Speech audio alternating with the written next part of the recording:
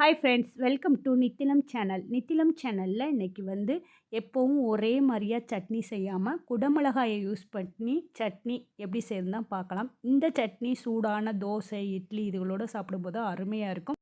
முதல்ல ஒரு கடாயில் 1 ஸ்பூன் ஆயில் சேர்த்துக்கிறேன். 1 டேபிள் ஸ்பூன் கடலைப்பருப்பு, 1 டேபிள் ஸ்பூன் உளுந்தம்பருப்பு சேர்த்து முதல்ல நல்லா செவக்க வறுத்துக்கிறேங்க.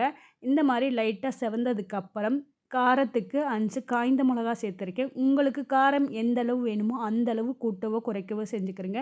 இந்த மாதிரி கலர் சேஞ்ச் ஆனதுக்கப்புறம் எடுத்துக்கிறேங்க. அதே பேனில் 5 பல்லு பூண்டு சேர்த்துக்கிறேன். வெங்காயம் 2 சேர்த்துக்கிறேன். சின்ன வெங்காயம் பெரிய வெங்காயம் சேர்த்துருக்கேன். கொஞ்சமாக கருவேப்பிலை சேர்த்துக்கிறேன். சேர்த்துட்டு நல்லா வதக்கிக்கிறேங்க. நல்லா வதங்கினதுக்கப்புறம் இது கூட சின்ன நெல்லிக்காய் கொட்ட அளவுக்கு புளி சேர்த்துக்கிறேன். அடுத்து ஒரு மீடியம் சைஸு தக்காளி சேர்த்துக்கிறேன். அடுத்து ஒரு கேப்சிகத்தை கட் பண்ணி சேர்த்துருக்கேன். கேப்சிகம் நல்லா வதங்கணும், அதனால் நல்லா அடுப்பை மீடியம் ஃப்ளேமில் வச்சு நல்லா வதக்கிக்கிறேங்க.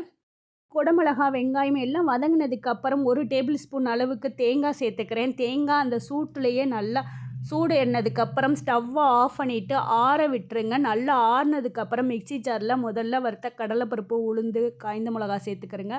அடுத்து கேப்சிகம் வெங்காயம் எல்லாம் சேர்த்து உப்பு தேவையான அளவு சேர்த்துக்கிறேங்க.